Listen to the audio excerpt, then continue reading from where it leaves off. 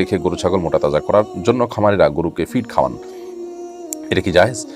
কোরবানির মৌসুম শুধু নয়, সারা বছর জুড়ে অনেকে এটা করে থাকেন। গরু ছাগল মোটা তাজা করার জন্য বিভিন্ন ওষুধ ইত্যাদি তাদেরকে খাওয়ান, এবং এমন কিছু খাওয়ান যা গরুর শরীর হয়ে মানুষের শরীরে প্রবেশ করে এবং মানুষকে ধ্বংসের দিকে নিয়ে যায়, এবং এগুলোর ফলশ্রুতিতে বড় বড় ব্যাধিতে মানুষ আক্রান্ত হয়ে যায়।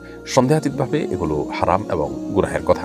একজন মুসলমান কোন অবস্থাতেই এরকম কোনো কিছু করতে পারেন না যাতে অন্য মুসলমান ক্ষতিগ্রস্ত হতে পারে। নবী করিম সাল্লাল্লাহু আলাইহি ওয়াসাল্লাম বলেছেন, লা দারারা ওয়ালা দিরারা। ইসলামে নিজে ক্ষতিগ্রস্ত হওয়া এটা যেরকম জায়েজ নেই, নিজে জেনে শুনে ক্ষতির মুখোমুখি করা নিজেকে নিজে, আবার একইভাবে অন্যকে ক্ষতিগ্রস্ত করাও জায়েজ নেই। এজন্য কোনো মুসলমান এর ক্ষতি হতে পারে, কোনো মানুষের ক্ষতি হতে পারে, কোনো মানুষ মৃত্যুর দিকে আপনার ধাবিত হয়ে যেতে পারে, কিংবা তার কোনো রোগ স্থায়ী হয়ে যেতে পারে, বড় কোনো রোগের মুখোমুখি হতে পারে, এমন কোনো কাজ করা সম্পূর্ণভাবে হারাম। এটা মানুষ হত্যা করার সামিল। বিধায় আমাদের এই সমস্ত বিষয়ে যে সমস্ত ভাইরা ব্যবসা বাণিজ্য করছেন তাদেরকে আমরা আল্লাহর ভয় যেন তাদের অন্তরে জাগ্রত হয়,